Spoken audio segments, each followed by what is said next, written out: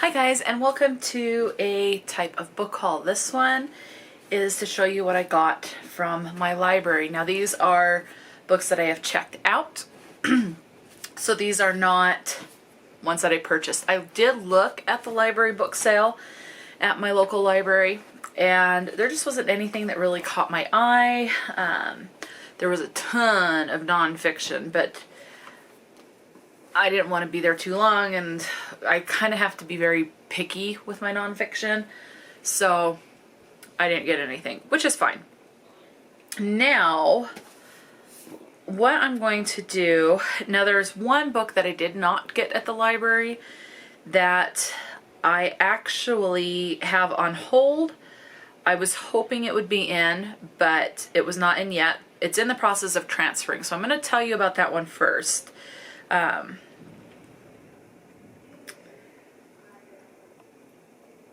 Because I expect it will be there at the library for me to pick up on Monday. So I'm just going to count this in this because I will have that.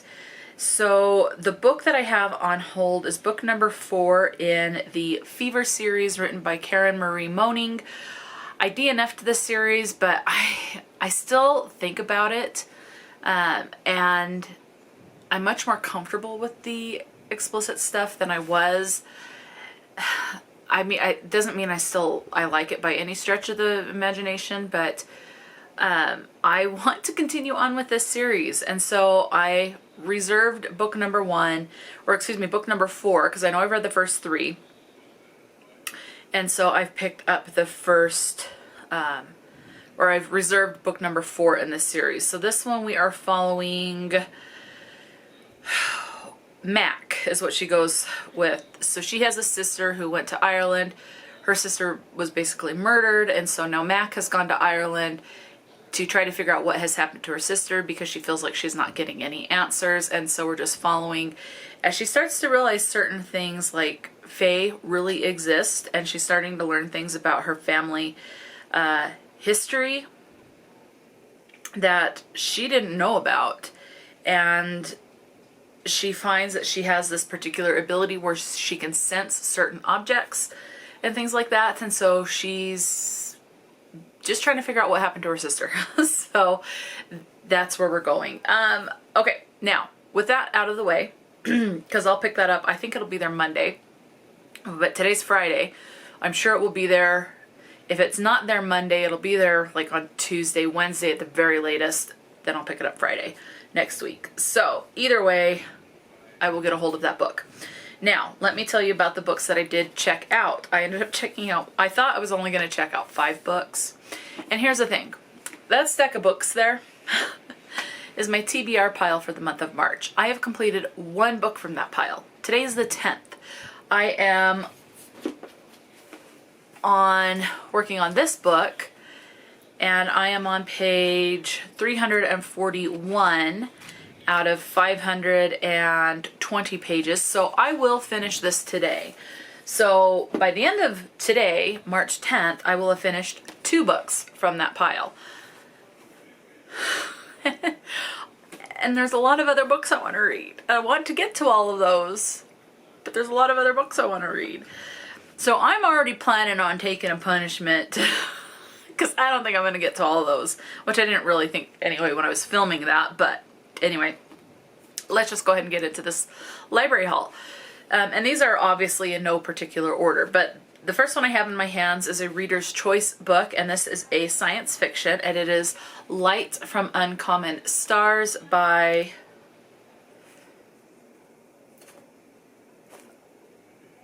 Rika Akoi, I'm guessing. I can't tell if there's a letter before the R, but with the spacing, I'm thinking it's just the R-Y-K-A, so I'm thinking it's Rika or Rika Akoi.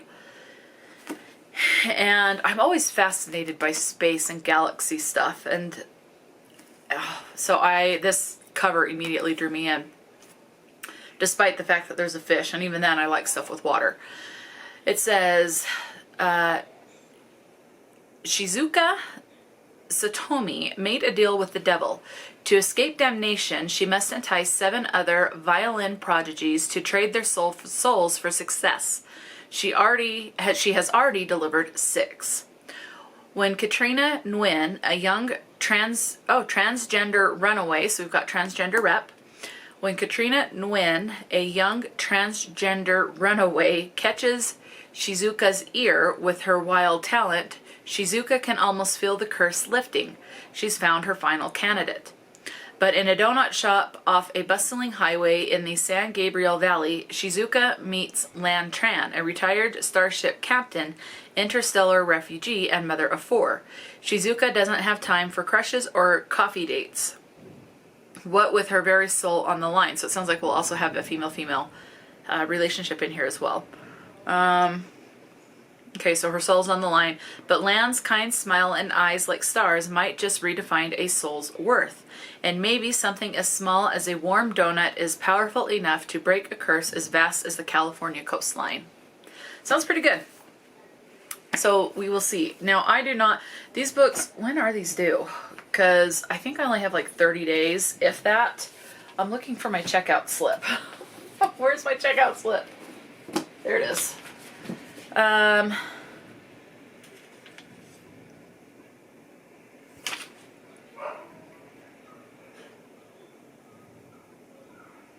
These are due in less than 30 days. I have 21 days to read this. These are due back on the 31st, so the last day of the month. That's just peachy. Anyway, I'll end up renewing, and then what I can't renew, I can renew up to like 3 or 4 times from the library app on my phone. So what I can't renew, I'll just return and then either check back out or put on hold and then read it at that point. Now, I'm curious. It used to be that on these checkout slips, it would say how much the book was and what you saved. And I'm curious. Let me get my calculator.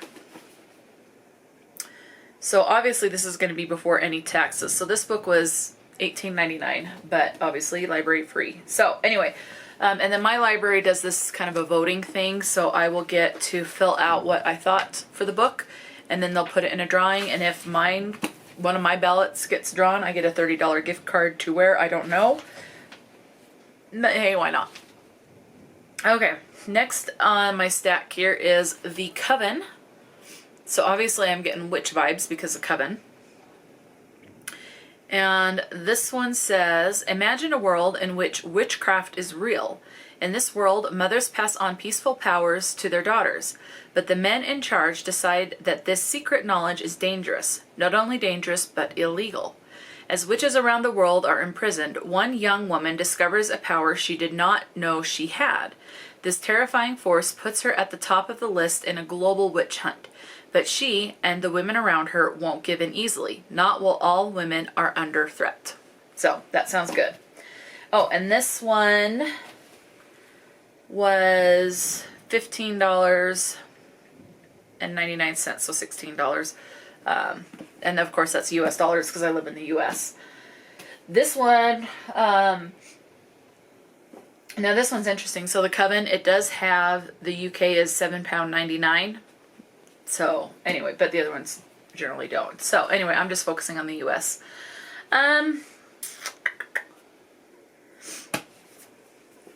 Alright, I have Safe in My Arms. I'm just going to have that ring light glare. This is by Sarah Shepard. Andrea, Lauren, and Ronnie each arrive at the Silver Swans Nursery Academy. At the Academy welcome breakfast with pasts they want to hide. They already feel like imposters among the school's community of seemingly perfect, polished parents. And when notes appear in their children's backpacks after the first day at school, they worry that someone knows their deepest, darkest secrets and wants them gone from the community. When the principal of the school is the victim of an almost fatal attack, eyes quickly turn to Andrea, Lauren, and Ronnie. The police, and perhaps worse, the other parents, are eager to place the blame on the outsiders for the assault. Now the women must band together to uncover the school's many secrets in order to clear their names, and before they lose what they have worked so hard for, their children. That sounds pretty good. This one is $17. So add 17.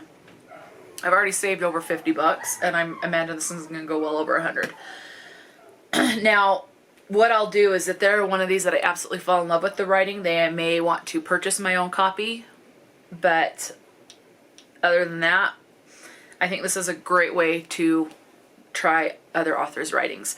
Up next is A Stolen Memory by David Beckler. I told my mom Becker, but it's Beckler. Now, part of the sticker is covering that this takes place in London in the near future. Let's see. Running private prisons, something, and then, okay, alter prisoners' memories. So I'm not sure what's going on there. Removing those that led to their criminal behavior. Okay, so let's just start officially from this point. When journalist Antonia Conti hears rumors that the technology has deadly side effects, she decides to investigate. So the government's altering prisoners' memories, and the journalist wants to investigate because it's deadly. Antonia has looked into GRM's corrupt dealings with the government before, and when a stolen lorry plows into a whistleblower's car, leaving him dead and her trapped in the burning vehicle, she's convinced GRM are responsible. Enlisting her old friend D.I. Russell Chapman to check out the supposed accident, she discovers that he's already investigating 3 other deaths that appear suspiciously linked to her own investigations. The deeper Antonia probes, the more her friends and colleagues are at risk. Whatever sinister experiments GRM are conducting, they are determined to keep them secret, by any means necessary. Can Antonia and Chapman thwart them before anyone else loses their life or their mind? So, that actually sounds really good.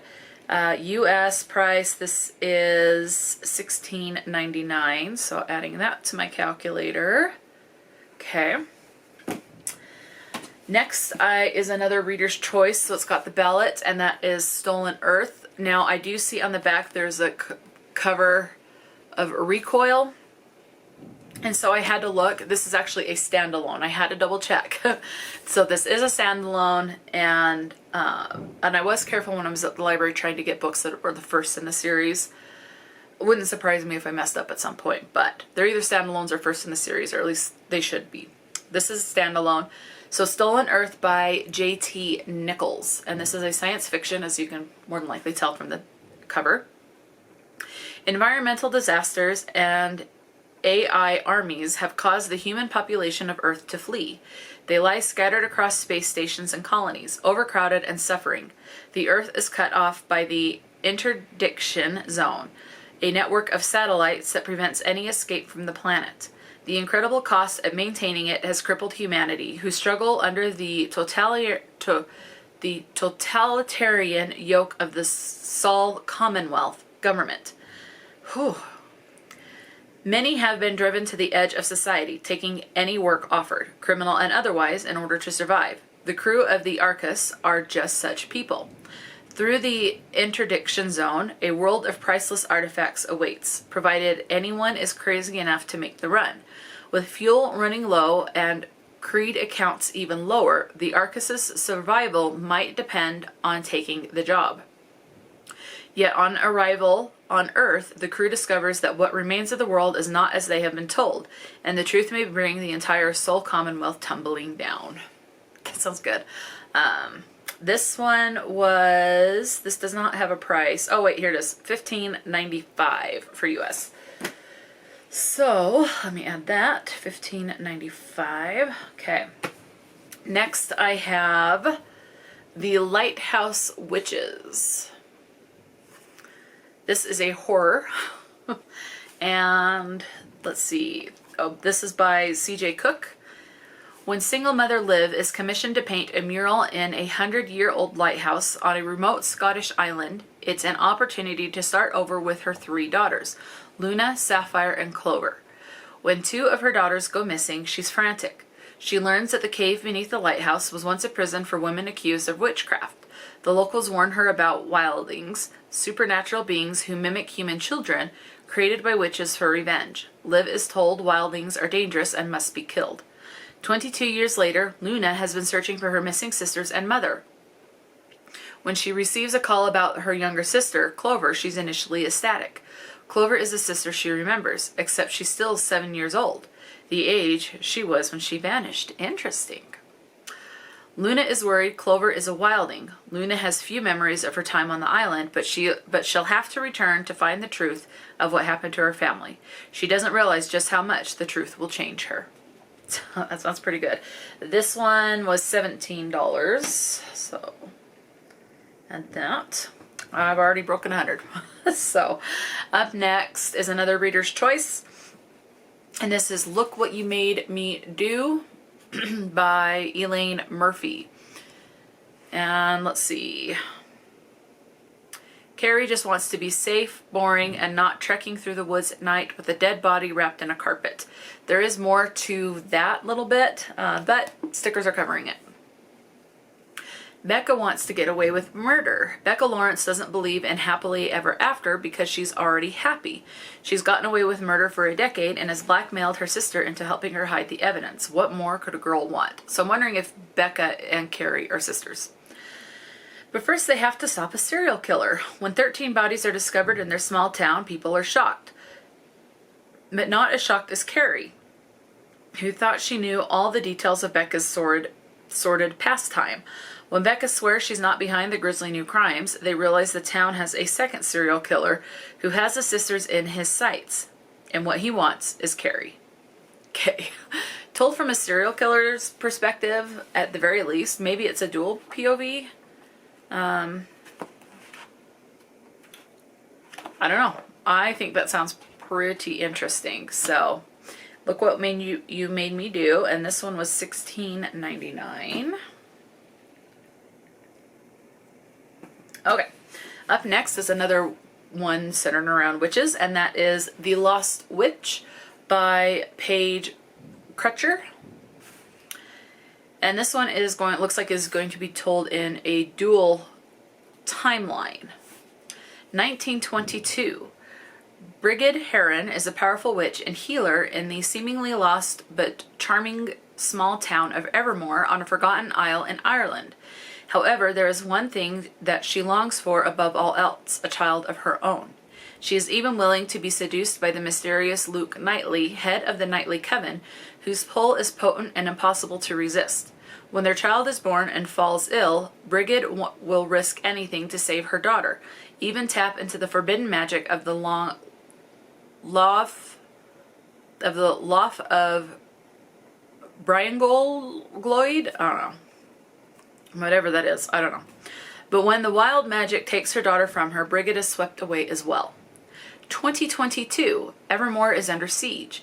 The Witches of Night have been using their chaos magic to widen the rift between the island and the otherworld. Creatures from folklore prey on the villages, consuming their very humanity. Brigid awakens in this world with no memory of how she traveled into the future, but she learns that she helped unleash this curse on Evermore. To seal the Lof and stop the Witches of Night, she must work with her magical descendants, Ophelia and Finola. That's interesting because my cat's name is Ophelia, so that'll be fun to read.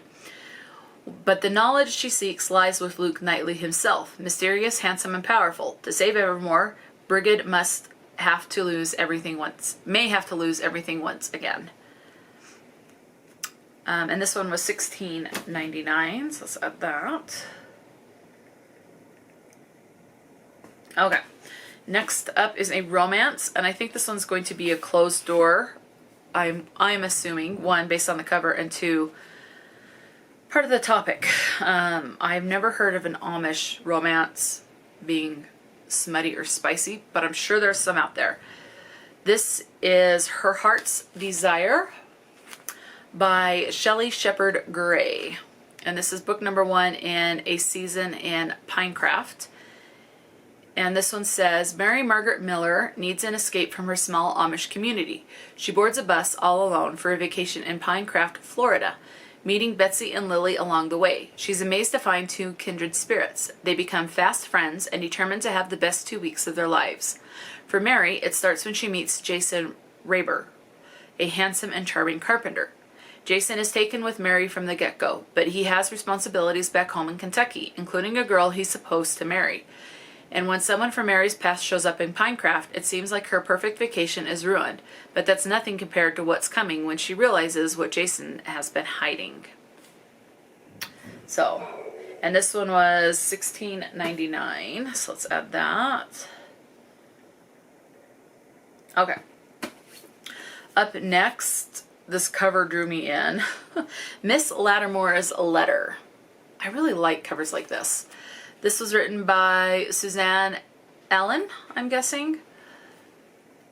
Let's see. Sophronia Lattimore had her romance, I'm guessing. She's resigned to her role as chaperone for her cousin. Still, she cannot sit idly by when she becomes aware that a gentleman is about to propose to the wrong woman. And part of the sticker's covering some of that, so I've kind of muddled through some of that. She sends him an anonymous letter that is soon the talk of the town, particularly when her advice proves to be correct. Her identity is discovered, and Sophie, formerly a wallflower, becomes sought after for her expert matchmaking skills. One person who seeks her out is the eligible and attractive Sir Edmund Winslow. As Sophie assists Sir Edmund in his pursuit of a wife, she wishes she could recommend herself as his bride. However, she vows to remain uninvolved while aiding him in his search, especially since the gentleman surely does not return her affections. In other words, he does, but she doesn't know. But when her long-lost love and Sir Edmund both seem to be interested in courting her, there it is, Sophie can't figure out if she's headed for another broken heart or for the altar. How can she be expected to help other people sort out their romantic lives when her own is such a disaster? Now this is one, if I would have seen this at Barnes & Noble, I would have snatched this up and bought it.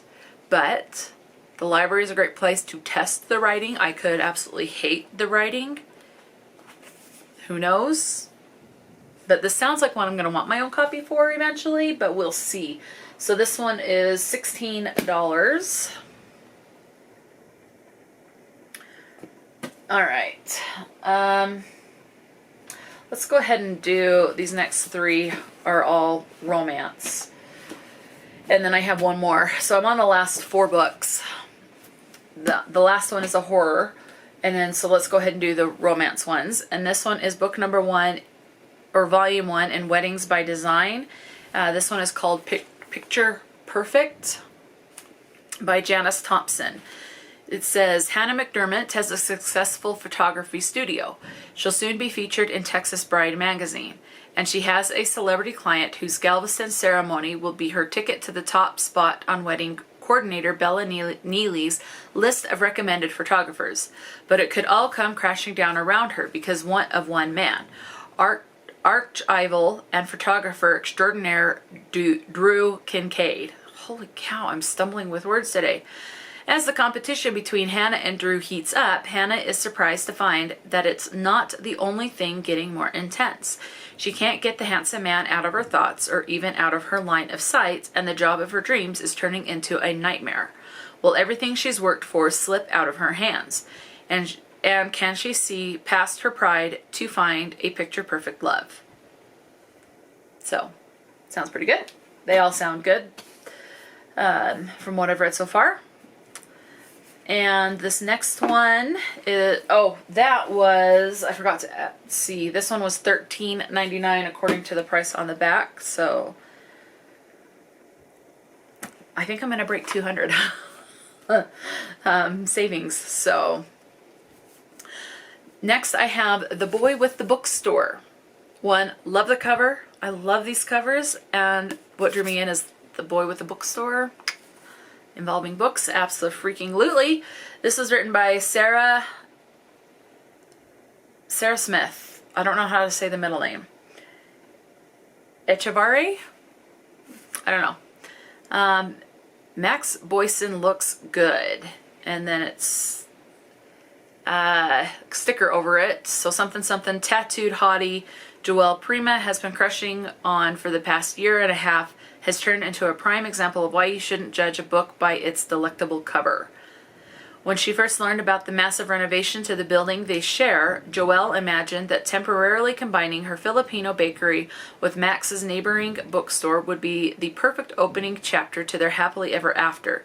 In her fantasies, they fed each other bibingka and pandesal. I'm guessing those are Filipino dishes. I'm going to have to look those up. Let's see. While discussing Jane Austen and cooing over her pet hamster Pumpkin. Aw, cute name. The reality, however, is quite different. Her gallant prince turns out to be a stubborn toad who snaps at her in front of customers, dries his wet clothes in her oven, and helps himself to the yummy pastries on her display case without asking. But beneath Max's grumpy glares, Joelle senses a rising heat and a softening heart. And when they discover the real reason for the renovation, they'll have to put both their business senses and their feelings for each other to the test. Sounds pretty good. And this is what I would hear people classify as what sounds like a Grumpy Sunshine. So, if you like Grumpy Sunshines, maybe. Let's see, price on this show, $17. Yeah, I'm going to go over $200 in savings because I'm 22 cents. No, 12 cents from $200.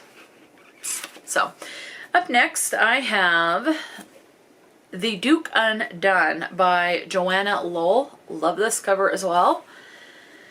An artist stumbles upon a naked duke and an unlikely love story begins in this captivating Victorian historical romance. When Royal Academy painting student Lucy Cover tips over a naked man passed out in a London alley, she does the decent thing. She covers him up and fetches help. Trouble is, she can't banish his muscular form from her dreams as easily. Compelled to capture every detail, she creates a stunning portrait, but is forced to sell it when the rent comes due. What could be worse than surrendering the very picture of your desire? Meaning the man himself. Anthony Philby, Duke of Weston, is nobody's muse. Upon discovering the scandalous likeness, he springs into action. His infamous family has been torn apart by shame and secrets, and he can't afford more gossip. Even a whisper may jeopardize his inheritance and his chance at independence. His plan is simple. Burn the painting, confront the artist. Or rather, it's simple until he meets Lucy and decides to offer the bewitching young artist a devil's bargain. He'll help save her foreclosed home if she'll help repair his family's brutal legacy. An irresistible passion ignites between them, but when danger strikes, Lucy and Anthony must risk everything for a love that might destroy them both. So, sounds pretty good. And this one was 16. Alright, the last book that I checked out from the library. Looks like some of these are, this was probably mixed media. Let's see. I don't know, maybe.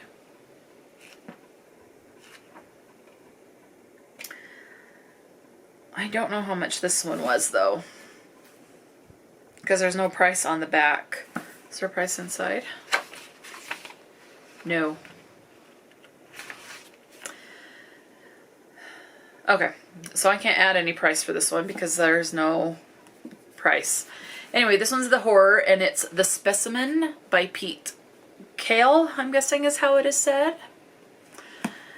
And let's see, it says, their presence has shaped our world. They are writers.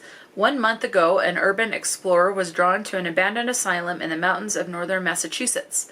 There he discovered a large specimen jar containing something organic, unnatural, and possibly alive. Now he and a group of unsuspecting individuals have discovered one of history's most horrific secrets. Whether they want to or not, they are caught in the middle of a millennia-old war, and the latest battle is about to begin. So, that's all I know from that. And there's no price on this one, so I can't add it to my total. But total savings today is, at the very least, $215.88. Obviously, it's going to be probably more, over $300 or over $230 for whatever price this would have been. Plus the other book I'll check out, which is that one by Karen Marie Moning. So that is it. That is, what, 15? No, 14. 14 books checked out from the library. And then, of course, I want to read my whole stack there and that little stack right there. And, yeah, I don't know. But I plan on just spending the rest of the day reading. I don't know which one of these library books I'll pick up first. I'll probably just stick these all in my, my little bag here and then just whatever's on top, pull out and read. So, who knows? So that's it for this library haul. Let me know if you've read anything by any of these authors. These are all new to me authors. And let me know if you've read any of these books. So yeah, so just talk to me in the comment section below. And until next time, stay true to yourself and enjoy a good book. And I'll talk to you later.